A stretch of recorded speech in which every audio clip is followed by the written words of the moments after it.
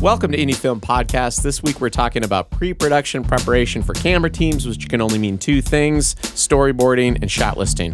So we'll be covering things like what information actually belongs on a shot list? Does my schedule inform my shot list, or does my shot list inform my schedule? How detailed does a storyboard have to be? Should I hire a professional animator to create my storyboard? On that note, I'm Victoria. And I'm Chuck. We're two indie filmmakers used to thriving on understaffed sets, and we're here to walk through everything we've learned staying organized during our shoots. That sounds pretty hard.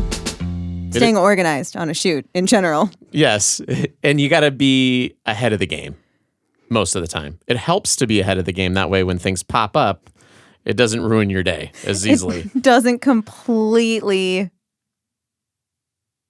What is that? Dismantle? I can't think of the word I'm trying to think of right now. Throw off. Yeah. Throw off your day. So, Victoria, can you talk about how visual planning has saved you on your set? Yeah, actually, I have a fun story about this one. So the very first time that I thought I could get away without having a storyboard or a shot list or anything was when I was still in school, technically junior high, early video classes. And I was positive my teacher was just being overdramatic and adding assignments for no reason. Mm-hmm. I figured we could handle the shoot without it. Turns out, no, you can't. We were doing like a weird Scooby-Doo knockoff. So it was either way, there was no 180 in the whole film is what ended up happening. So everyone was running in all sorts of different directions when they were being chased by a person, which made things incredibly confusing. And I think can occasionally work on a Scooby-Doo cartoon, but for a short film, maybe don't. So that was a very, obviously, since that lesson has stuck with me many years later. Yeah. Well, if it makes you feel any better, I've been on sets with people over 20 years old that don't have a shot list. So it's kind of important to plan your shots. You can't just have a script, a camera, and some actors and think that you're going to be able to cut a movie together. Thanks for cutting my 13-year-old self some slack. I appreciate you. Again, we are micro-budget filmmakers. And so if you're used to working on sets with an assistant director... a first multiple AC, assistant directors, a gaffer, and you're not used to just being like, oh, okay, well, I'm directing and running camera, and maybe we have a sound person if I can find a nephew, like you said last week, to hold a boom pole. The boom for us. So that's kind of the level that we're starting at. Yeah. Just so that everybody's aware. So visual shot planning, obviously. People have had that experience. I would imagine a lot of people have had that experience. If you're trying to do something yourself, you're passionate about filmmaking, you're going to go out, you're going to shoot something. Yeah. And you might figure it out on the day. Yeah. And that's not the best way to go. So you learned that lesson very young. I did. And now you have adjusted. I have. And I will say I don't always have both. I like having a storyboard and a shot list, but I can get by without a storyboard. Makes sense. It's not great. I usually like to at least have a lookbook, or if I feel better doing it if I'm the cinematographer and director, because then I already kind of know what I want my vision to be. Yeah. So I can justify skirting that corner a little bit. Yeah. But generally speaking, you need one or the other. You cannot get away without either one. Yeah, you got to know what you're looking for. And if you are directing and running camera, which isn't abnormal on an indie film set, then you can probably just get with what you're happy with the day of. Mm-hmm. But if you're cinematographer or director and you're trying to work together, you might butt heads if you haven't been on the location and you're trying to get the shot. Yeah. And the director, if they're editing, again... We're working with micro-budget film sets, so people that are working on films that have a cinematographer and a director, and then they take the film off and they send it off for editing. That's completely foreign to me. I've never been in that situation. It's a very different situation. Yeah, so making sure that what you have edits together well, so that you're not setting yourself up for failure later on. Yeah. And being able to communicate that between the director and cinematographer to make sure that everybody's happy with the shots. That helps. Yeah. So what is a storyboard and what is a shot list? Victoria, help me out. Okay. I like to think that a storyboard is the visual blueprint for your film. Okay. Whereas a shot list is going to be a more logistical breakdown of your film, usually in the form of a spreadsheet. Okay. Very cool. That would generally be how I would differentiate them. So storyboard then kind of like a graphic novel with the script going alongside it. Yeah. And then the shot list would hopefully be a more condensed version of that because there's going to be overlap on the graphic novel, which is still the same shot. Sometimes. But, well, no, actually, I guess you make a good point. The storyboard's going to be longer because let's say you're doing a pretty standard over the shoulder for a conversation between two people. Yeah. You're going to have your OTS and your reverse.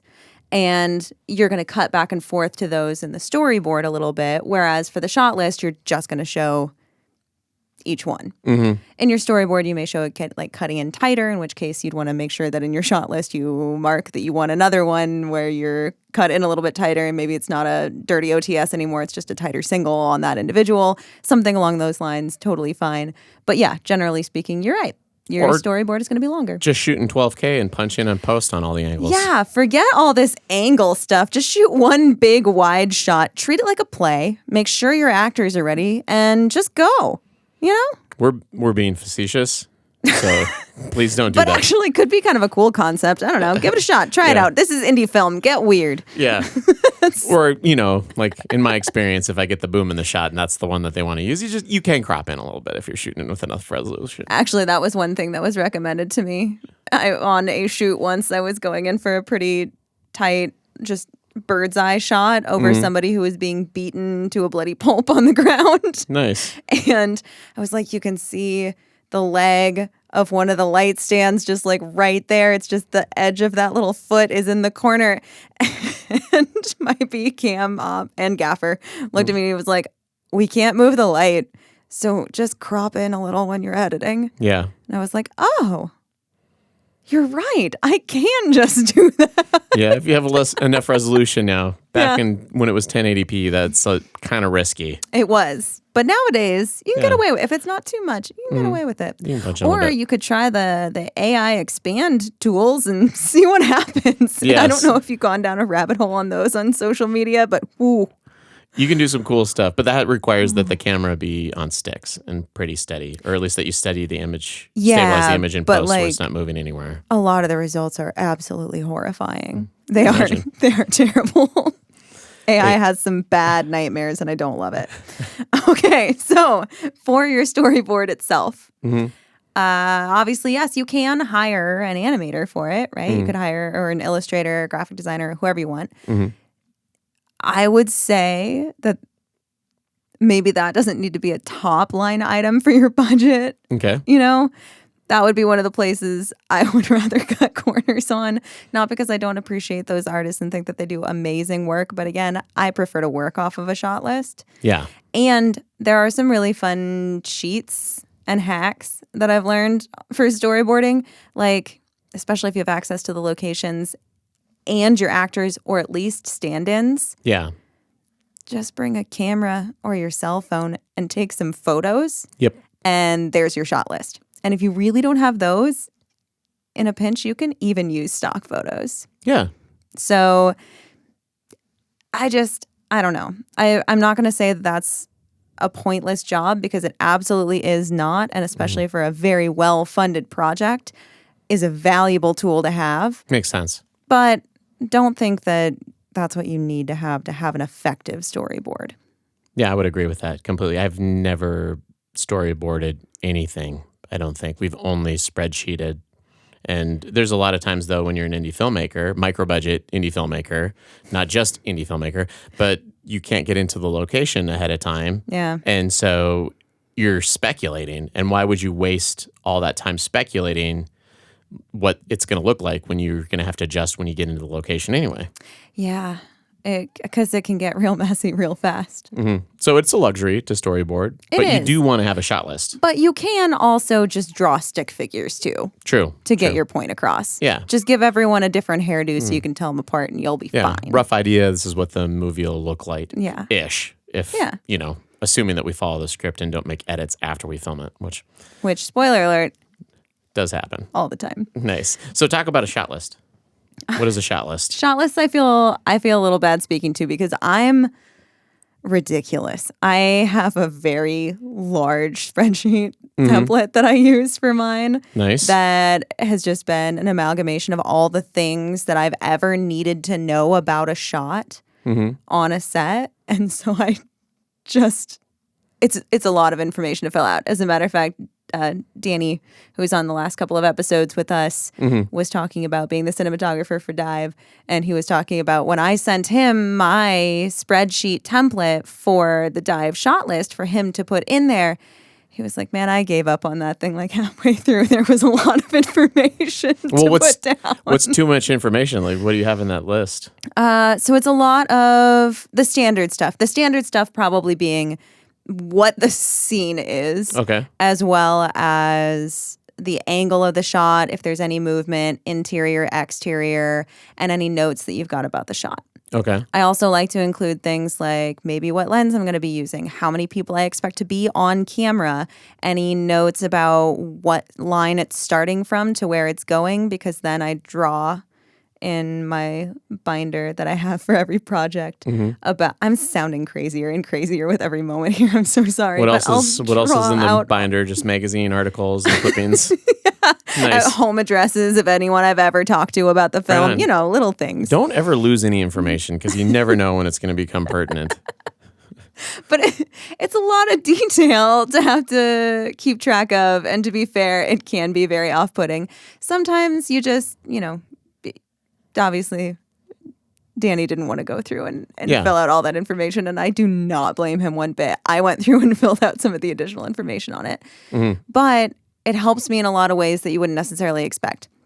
For example, if I know how many people are expected to be in each shot, I can tell whoever's running sound on my set beforehand.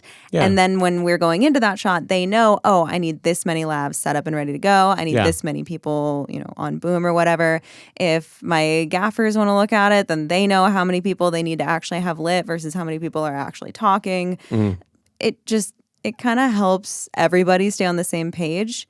And I like to over plan for the shot list because I want to make sure that once I get all the information down, then I can go through and rearrange all the shots in the fastest way to handle things. Okay. So that way I know, okay, what's going to be the fewest camera setups, the fewest lens changes, the fewest lighting adjustments, the fewest burden on the sound team. Like I probably don't want to have one big long take where they're going to have a boom pole on their shoulders back to back to back, right? If I can mix that up a little bit for them to be able to put their arms down for a shot, that'd be cool. Get a close up. Yeah. Go back to a wide. Yeah. Right on. So no, that makes sense. Little things like that to make the whole day run a little smoother. I think the important thing is that people have a method of organization. Yeah. And the more details that you can keep in that organizational method, the better. Yeah. And because you're most likely going to have to cut shots on the day. Oh, yeah. Especially if you're me. I have yet to have a shoot where I get every single shot I wanted. I'd like to hear anybody out there that has had a project where they got every single shot that they wanted to get. And still wrapped on time after starting on time, not starting early. Yeah. It's tricky to do. But when you do it, feels great. Yeah, call me. Don't call me. Comment on the podcast. Yeah, just do a comment. Leave a comment. Find us on social, something like that. We will find a way to publicly congratulate you on doing that because it is unheard of. And you should feel proud of being able to do it. It's something I constantly strive for. Yes, we all do. Yes. So starting with that, I think the important thing is if you have a crew that you've worked with before, you would hopefully understand how many shots that you can get in an hour-ish. Yeah. And so planning around that and then organizing your setups so that it isn't inefficient on the day, so that you're not wasting time in between takes and having the actors, kind of like lose their headspace in the middle of it. Not just the actors, but everybody. Although I will say sound people, you can kind of start to forget what you're doing when people are messing around with lighting equipment for 30 minutes. Yeah. I start to get a little lost. You go browse the crafty table for a while, forget what you're doing. Snack on some crackers and things like that. But keeping things organized is super important. But if you were working with a new crew, or if you have experience working with a new crew, it's important to know where you're going to be at so that you're not stretching yourself too thin on a shoot day. So, but I will say there is something to be said about working with the same crew, not just because what's the best way to phrase this? You're comfortable with them, you communicate well with them, you're all constantly striving for better, but you also learn exactly what they're looking for and what they're doing, and you understand their methodologies a little bit better. The first time people work with my shot list, they're like, what is happening right now? As they do it again and again, they get more comfortable with it. They're like, oh, no, I see why we're doing it this way. And it just becomes normal because, for example, your brother doesn't do shot listing in a traditional spreadsheet way. No. Well, we do a shot list on the spreadsheet.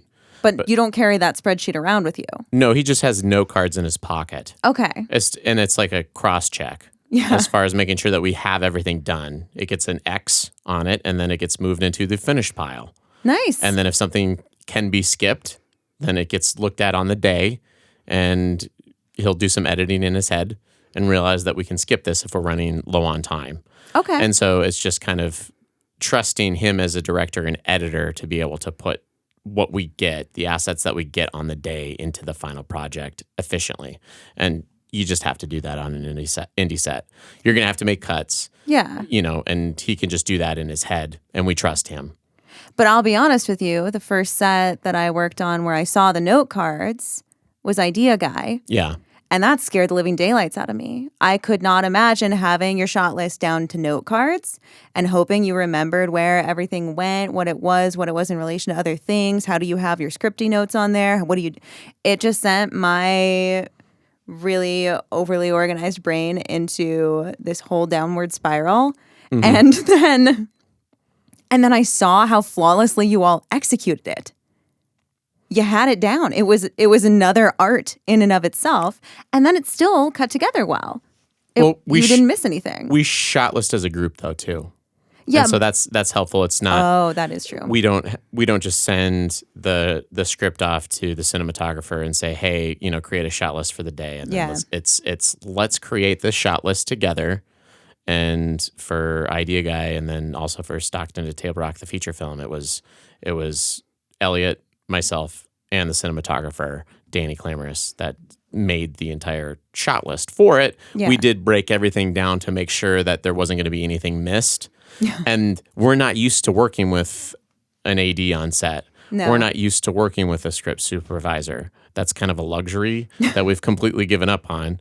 And so when we do get people to help us out on that, it's amazing. It's so nice. Because we can offload that, but also they're not in charge of editing it. So no. If we give them a checklist, we still have to know what is necessary and what can we work around if we don't get on the day. Yeah. And plus, we have to organize it in an efficient way. And just having a stack of note cards where we have to shoot it in this order, then it's going to get done. Oh no, I'm totally sold on that method now. Like I said, at first I was horrified, and then by the end of the day, I'm sold. You have that down. It works beautifully. So I think that's sort of a testament to, as long as everyone is communicating well, and to your point, you all shot list together. So none of those note cards had anything weird or foreign that you weren't expecting on it. True. Yeah. So that probably helps. But you put in the time for the pre-production, you work together, you communicated well as a team, and that way you can have this nice, clean, quick method of just note cards in your pocket, good to go. Yeah. That's awesome. Yep. That's really cool. It helps if you don't have a script supervisor. Apparently. Because we've never had one, so. Well, I just wonder, do you write notes on the back of the card? Like if a few of the takes were really, really good, do you ever just do that? I don't think my brother's ever written anything down. I don't think Elliot's ever made notes on them. He might. Usually it's just like an X out and then a thorough revisiting of all the footage during the edit. Yeah. So I think that's important. That's fair. And to be honest, when you're dealing with a micro-budget indie film set, it's not like you get a lot of takes. You don't. So it's good to do the film and the actor justice to take the time to watch it all rather than just say, I want this take, I want this take, I want this take. Yeah. Which, I don't know, maybe on larger film sets, they do that stuff. But at the same time, like I couldn't imagine as a creative person offloading that to an editor. Here's 35 takes of this one shot. You'll get the other 75 when we shoot them tomorrow. Yeah. But I guess, if you're, Kubrick, not everyone's a Kubrick, yeah. Yeah, I'm sure Kubrick knew which one he wanted. So, though to that point, I think your shot listing, a lot of that does come down to trusting your actors to be really set and solid. Yes. Because if they can pick up and go from anywhere, you can create the most efficient shot list. Yes. Whereas if you have to go in certain orders in certain places and they just don't understand the actual flow of the scene and you're not going to get the performance you want out of them unless they've had the other moments first, then okay, that's going to stunt your shot listing ability. Let's talk to those very beginning filmmakers. Yeah. When you start, especially if you're working with actors that don't have any experience on film sets, make sure they're off book. Yes. Because you're not going to shoot your short film chronologically, most likely, unless you're doing one long take. If you're doing a one-er, fine. Yeah, but otherwise, most likely, efficiency is going to be jumping around the scene. And if your actors aren't off book and they're not prepared for that, it can also cause hiccups in your day. It can get really messy really fast. And then you're not going to get it in your, 3 to 6 takes.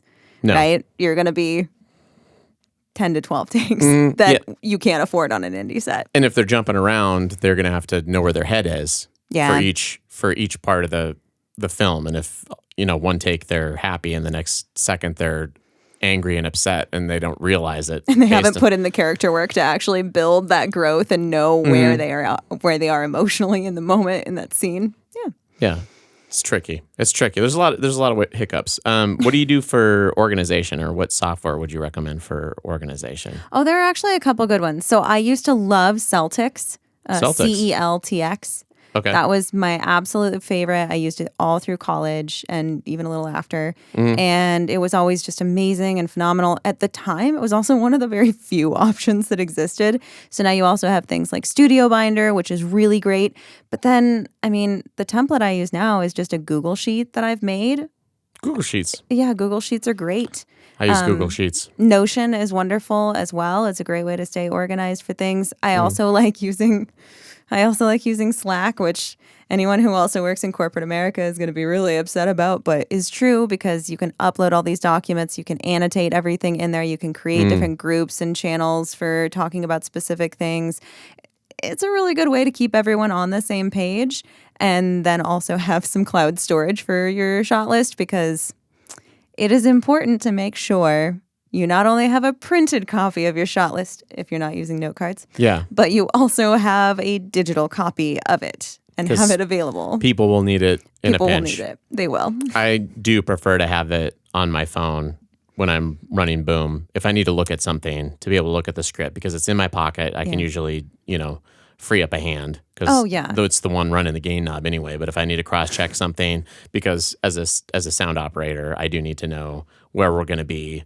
And I need to know what everybody's lines are so that I can get the boom in the right spot. Yeah. So it is good to have all that stuff digitally available and printed. Yeah. If you can get it, if you have certain people that want to make notes. Because if you do have a scripty, which I heard is pretty nice. It is really nice. I really love it when I can get a scripty, because on Dive, that was so wonderful. There were just all these detailed notes about every single take and how well they went, and all the ones that were done were like, did the strike through text on it, so I knew it was done, and anything where we had to stop early was highlighted in a different color. It's just great. Shout out to Sam. Shout out to Sam. And though I will also say shout out to Christy as well, because Christy's done some amazing scripty work for me in the past. Oh, right on. Too. So, yeah.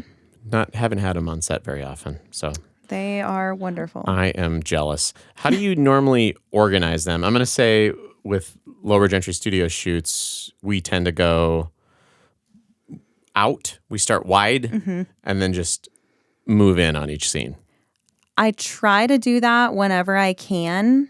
Okay. Because generally that means less lighting changes. Mm-hmm.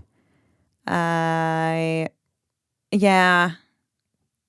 The only way that I would change that if there's something very specific that I would have to make an adjustment for, like in Dive. Yeah. I knew I needed a shot of the car pulling in at sunset, like a little bit before sunset. Yeah. So I knew no matter what we're doing inside, we have to go outside and get that shot. And then the other exteriors had to be at night. Usually I like to do the more challenging, especially if it's winter and it's cold out and you got to be shooting outside. Ooh. I like to do that stuff first. Yeah. Get it out of the way, get it knocked out, then come inside and let everyone be warm for the rest of the time, because after a 12-hour shoot day, the last thing you want to do is go outside and freeze your butt off hoping Fair. to get these shots that you're already exhausted from a long day for. Yeah. Makes sense. So inclement weather. Inclement weather will affect your shot list. That makes complete sense. But so you guys all start wide, go in tighter. Do you have a preference on interior, exterior, or is it just whatever is needed and most efficient in the moment? I think it's efficiency just with your situation, because exteriors are going to be, you're going to want to try to be out golden hour-ish, or you don't want to be out when it's in the middle of the broad daylight and the sun's pounding down on you in noon sun, because you're going to have to put up all sorts of diffusion and negative fills to make it look decent. To try to clean that up a little bit. Or it'll be the middle of the night and you're somewhere with no generators. So you better hope that your shot list is tight, because your batteries are only going to last so long. Yep. And it is pitch black. Exactly. Yeah, so it's fun. Outdoor stuff, obviously time of day is taken into account. And then if we have complete control over the environment, usually it's establish the wide. Yeah. Get as much as we can of the scene in the wide, even if we don't use it. Yeah. You film to have options in the edit. I love to do that. Lower yes. Gentry Studios, same thing. We film for options in the edit. And then we'll usually just focus on a 2-shot, but we'll do one actor at a time. So medium close on one actor, switch sides, medium close on the other actor, and then get any inserts. But that minimizes your lighting setups. True. Which is perfect. Mm-hmm. I will say that is one other thing that I guess I do that I don't know if a lot of other people do this. I call it a coverage map. Okay. Where I have my binder for the project that has all my stalker photos of everyone, obviously. Yeah. And it has the full script in those little plastic sheet protectors. Okay. And then I'll take a vis-a-vis, I think is how they're pronounced, marker. Yeah. The wet erase, not dry erase, but the wet erase Wet ones. erase, okay. Yeah.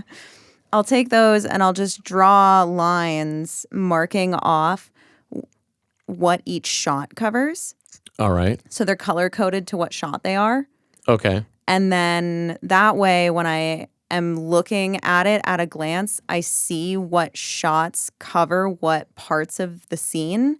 And if there's a shot that I have to cut, I make sure I still have other coverage just at a glance, and then I know I can get rid of that particular shot because I have it covered from X number of other shots. So, yeah, you have basically just a whole bunch of colors in lines going past the words. Yeah. And so if you have 4 streaking colors going past this actor's line, you know that you have 4 shots that are going to cover that section of the script. Exactly. So if you see overlap there, then that's the one that you would go to last, I would imagine, on a setup, and because you know that you can cut it. Yeah. So you're filming based on your bracketing around the script. Or if we're just running low on time and I know we're already behind time, even just when it would come up next on the shot list, because I put them in order of when I want to shoot them. Yeah. I'll just toss it. I'll just say we're going to have to skip it. We can always come back to it later if we end up magically getting more time, but we're just going to have to cut it for now because we got to move along. We're losing time. Yeah. And I do want to say that I think it's important for quality of work to have a shot list that is minimalist, but also ambitious at the same time, so that you can be flexible. That way you can get what you need to get and you can get everybody in and out of there in an efficient time frame. But also, if things are going really smoothly and you don't run into a lot of bumps in the road, it's good to have a couple of really awesome shots that can make your project look better than what it would be otherwise. Yeah, that sort of take it up that artistic notch a little bit. And also lets your cinematographer and your camera team play a little bit more, right? Yeah. Mm-hmm. Or if you know that you're getting exactly what you need from your A cam and you actually have a B cam, let your B cam go play. Let them go find something that makes them excited. Like, give me a shot that makes you happy you found it. Something like that. Something you like. Yeah. That's cool. That's cool. And when you have a difficult shot, do you usually do that first or last? I try to knock those out as early as possible. Good. Sometimes Me it too. depends. Yeah. Sometimes it depends for dive. There was one tracking shot we really wanted. Yeah. The problem was it was supposed to be in the evening. We were starting before sunset and it was facing the bar windows and we didn't have a way to properly, I guess, screen or condition or diffuse or whatever those windows to disguise what time of day it was. So we had to wait until it was closer to evening time to actually shoot that direction. So we didn't get to do that one first, which inevitably meant we didn't get to do that shot. Yeah. But you had a backup plan. So yes. It worked we had without the it. coverage, but Yeah.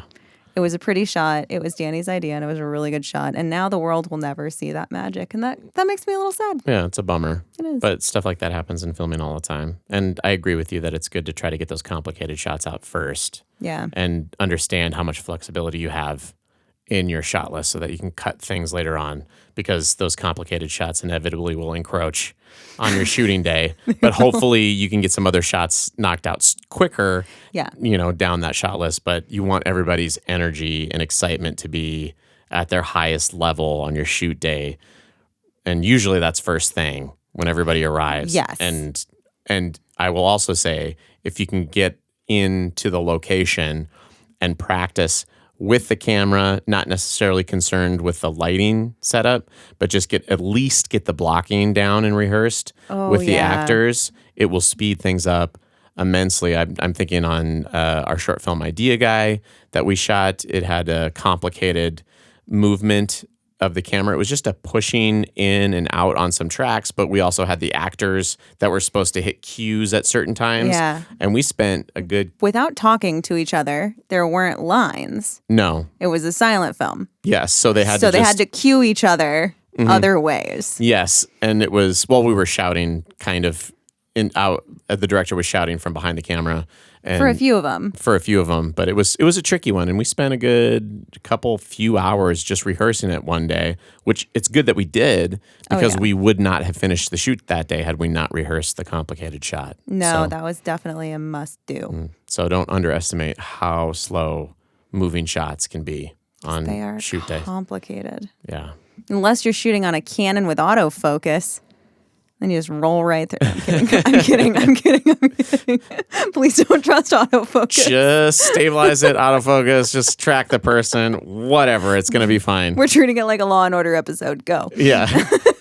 That's it. That's just do everything like it's a Law and Order episode. Whatever, it'll come together. Just follow people, record them, put a couple labs on. It's going to be fine. It's perfect. It's what everybody wants. Anything else that we should cover? I feel like those are the biggest things as far as staying organized. Most importantly, hands down, pre-production comes back to you tenfold.